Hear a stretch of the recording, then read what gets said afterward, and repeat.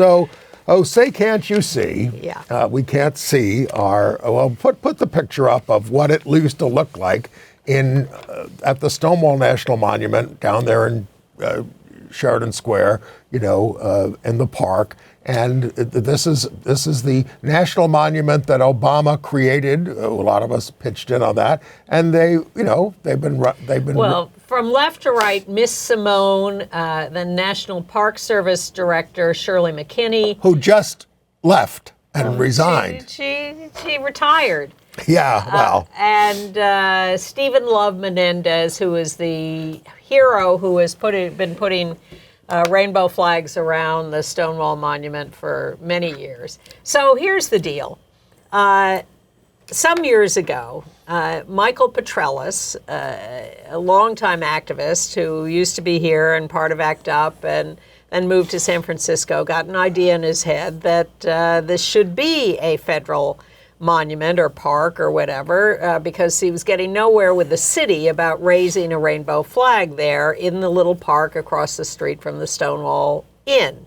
And we all lobbied for it and worked on it. And Jerry Nadler, the congressman, kind of led the effort. Yes, coordinated it. Yes, and Obama was in office, and so that seemed like a good, friendly thing to do. And on his own, or her own someday, the president of the United States can create national monuments. Yes.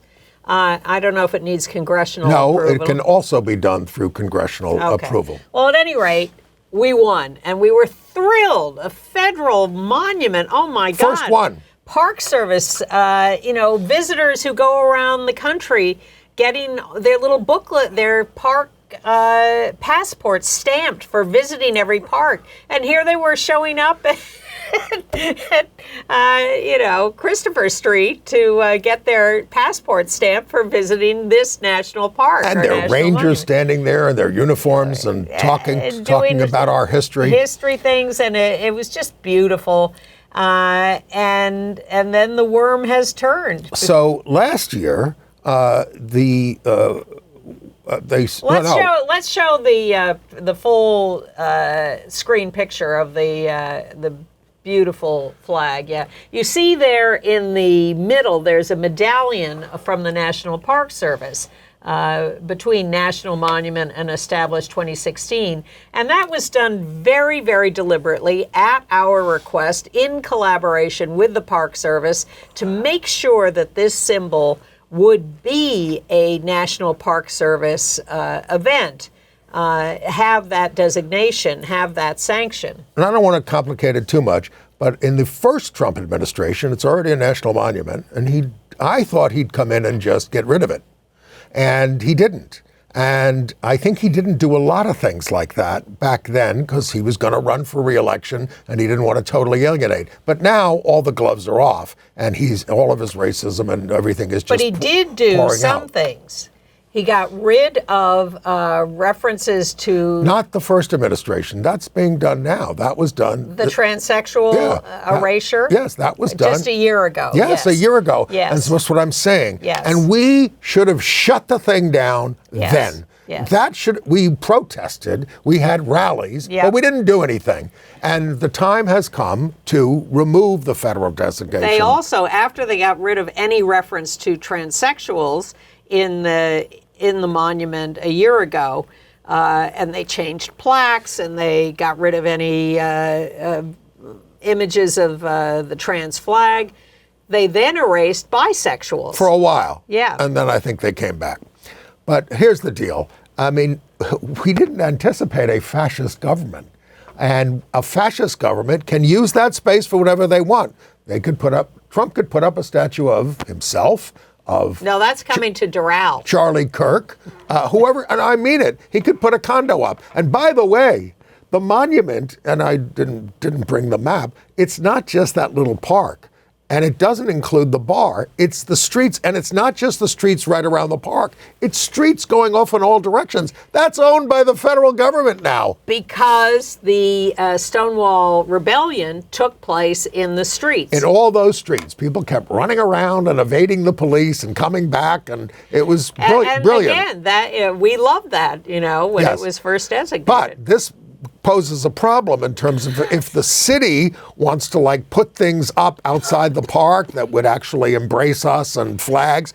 Put flags on the street. Federal government could say no, you can't do this. Now at the rally, maybe you show a picture of the rally that we had. Yeah, there was a big rally, about 100 people in the cold. It was freezing. It wasn't that bad, and it's not so bad today.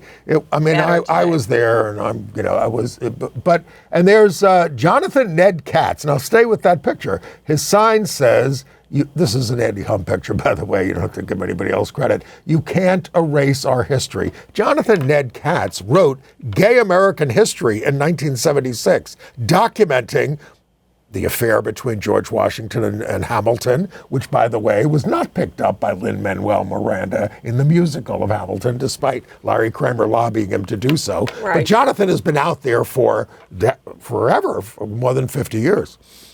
Well, on a slightly more minor note, as the New York Times covered this whole event in the last couple of days, they wrote a story about it and said, the original Pride flag debuted in 1978, according to the Park Service website, because we don't know any better, with each of the 8 colors symbolizing an aspect of the LGBTQ community's experience. No, that is not what the colors stand for.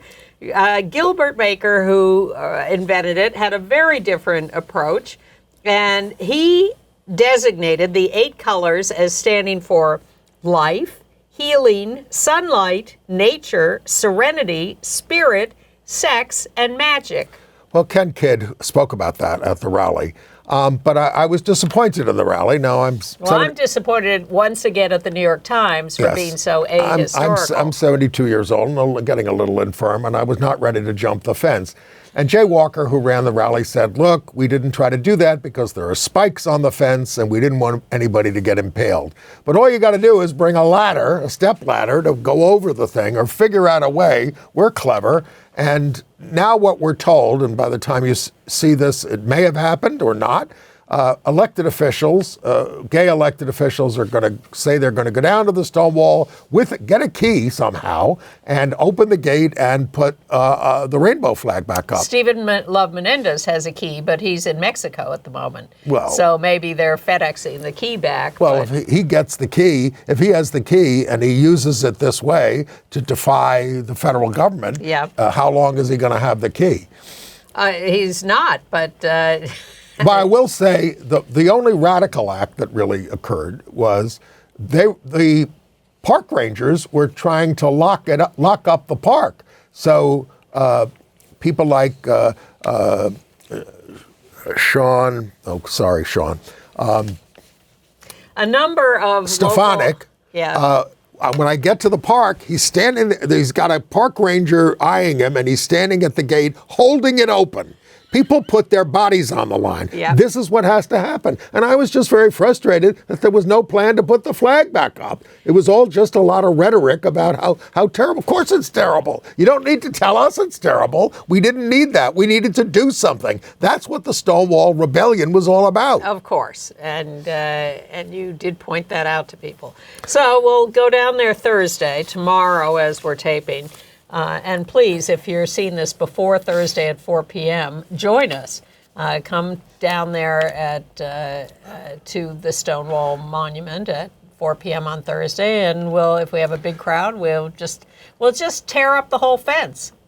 Well, sure, knock it down. Yeah. I mean, seriously, this is the kind of stuff that needs to happen. Yeah.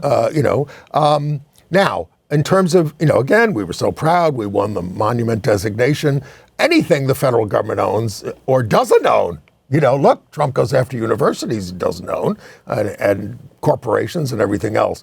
But you've got to get away from that. We've got to put this back under the control of the city. We cannot tolerate 3 more years of our historic site corrupted by a National Park Service that is in the service of a fascist regime. And there's lying, cruel people who claim that diversity, equity, and inclusion is a dirty phrase. Right. So why would you not want diversity, equity, and inclusion?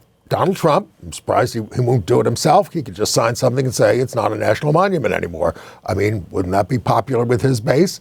Or Congress can do it. So we need to reach out to Jerry Nadler and all the Congress members. He should get all Democrats to vote to get rid of it, explain why we're doing this. Yeah. And then certainly are Republicans going to vote against rescinding a designation for a gay monument? I mean, think about the Republican member of Congress who spoke this week, Representative Brian Babin from Texas.